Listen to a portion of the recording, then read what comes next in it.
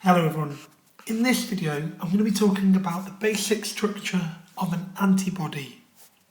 And we'll be talking about what monoclonal antibodies are and how they are used in diagnosis and how we actually make monoclonal antibodies in a lab. Now an antibody is first introduced, or the idea of the antibody is introduced first in Key Stage 3 when looking at just the fundamental basics of disease. But this is more aimed at sort of post-16 sort of A-level, because it's only then would you do antibody structure and monoclonal antibodies in this depth. Now, antibodies are essentially proteins that are produced from white blood cells that lock on to antigens and destroy them quite simply. So let's put in the basic structure. So they actually have, I'm just going to do a very quick sketch here.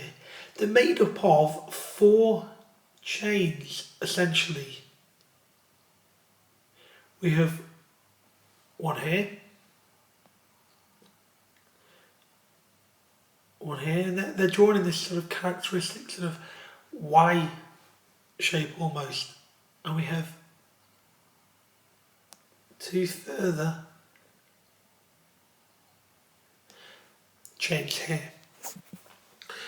Now, these protein chains ultimately are given different names. The 2 smaller ones are referred to as light chains. So we have a light chain over on that side, and we have a light chain over on the other. And the 2 central ones we call heavy. So we say that both of these are heavy chains. Connecting the 2, and we'll just draw this in green, so connecting the 2 chains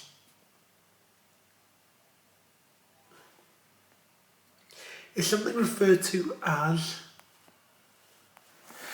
a disulfide bridge. So we'll just put that in, disulfide bridge. So we have 2 heavy chains, 2 light chains, and a disulfide bridge connecting one light to a heavy chain.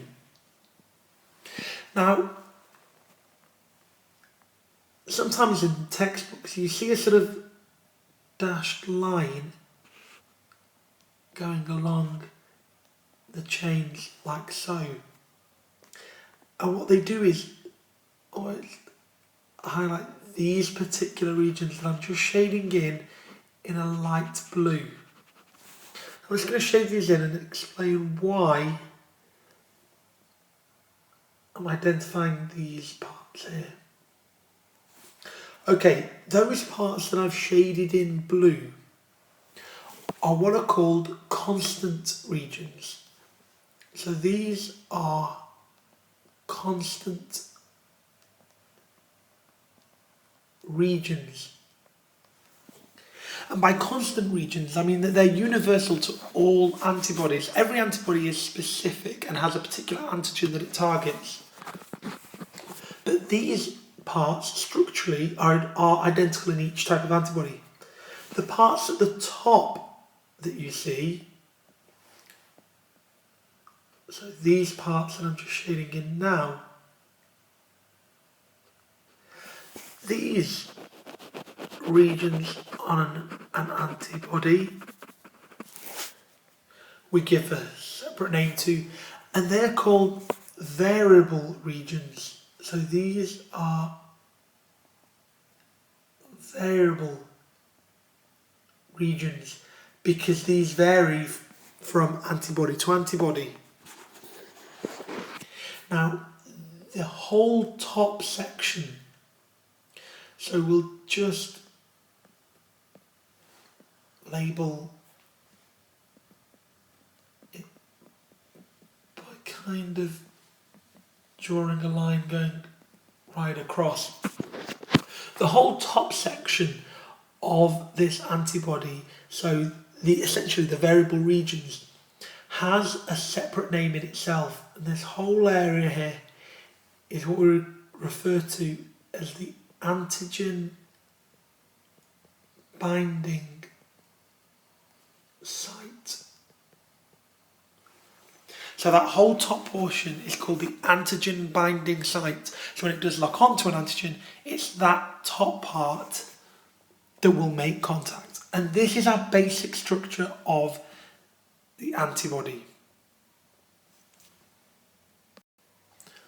Okay, now let's think about monoclonal antibodies and what they are. Now, antibodies are produced in a type of white blood cell called B cells or B lymphocytes.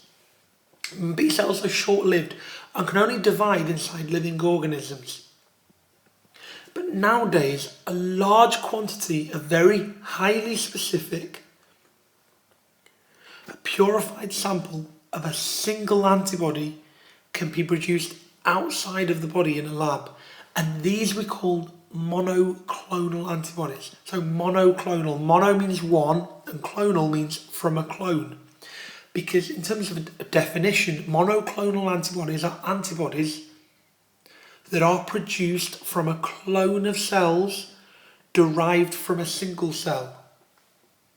So monoclonal antibodies essentially come from a clone of cells that derived from one single B lymphocyte cell. And they only recognise one antigen. So that's what monoclonal antibodies are. I'm just going to draw a little diagram to show how you can actually make them.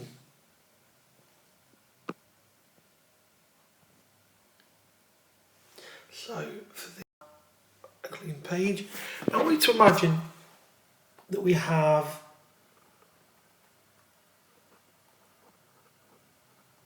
let's just draw a little mouse in here.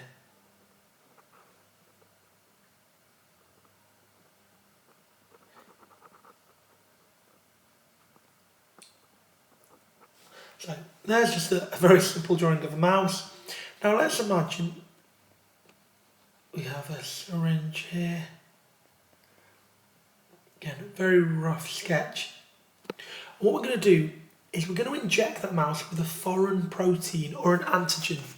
And that's going to stimulate the mouse to produce antibodies against it. So we're going to inject it with a very specific antigen. Now, a few days later, what we'll find is B lymphocytes, so very particular white blood cells that will make antibodies in the mouse's spleen. The spleen is sort of like a blood store, if you like. So what we can do is identify those B cells, those ones that will make the antibody against that antigen that we originally injected. So let's just draw a few of those B cells. Just imagine here are a load of those white blood cells that we've taken from the mouse's spleen. Now these B cells are the ones that know how to produce the antibody against this antigen. So these would produce our very specific antibodies. So these are B cells that can produce our antibody. Now at the same time, in a petri dish, we can culture some tumour cells. So these tumour cells, or mutant myeloma cells as they're called, we can culture in a petri dish and then harvest just these pure, I'm just doing a very rough sketch, just for a visual, these very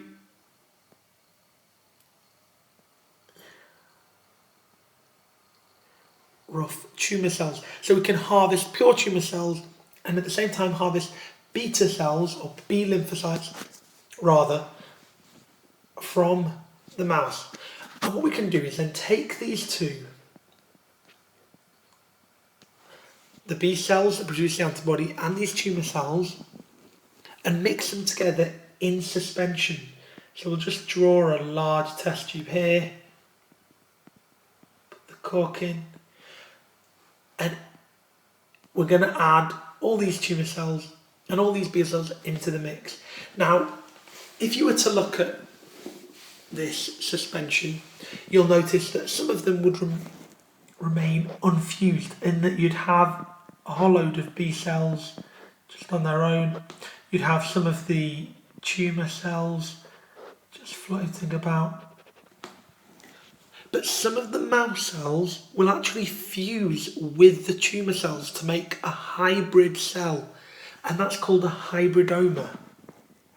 So some of those B cells will actually join with and fuse with some of the tumour cells, and what you'll end up making is this very special, again this is just a diagrammatic representation, this different hybrid or crossed cell, this hybridoma.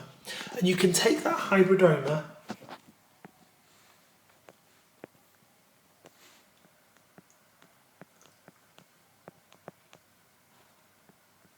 and culture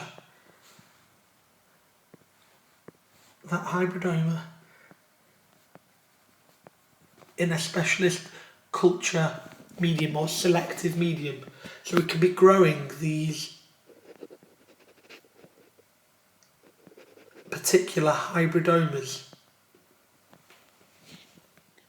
Then all we have to do is just screen our mixture, or these hybrid cells essentially, and screen them for the production of the desired antibody. And these are then cultured to produce large amounts of monoclonal antibodies. So these cells, these hybridomas, have think of it almost like a dual property. They're able to produce the antibody that we want, but at the same time, they have the dividing property that tumour has, in that they can divide and replicate very, very quickly. So you have the dividing quickly property combined with the fact that you're making the product that you want. So all of these hybridomas grow very fast and all release the antibody, and you just have to harvest that antibody. And this, in a nutshell, is how you make monoclonal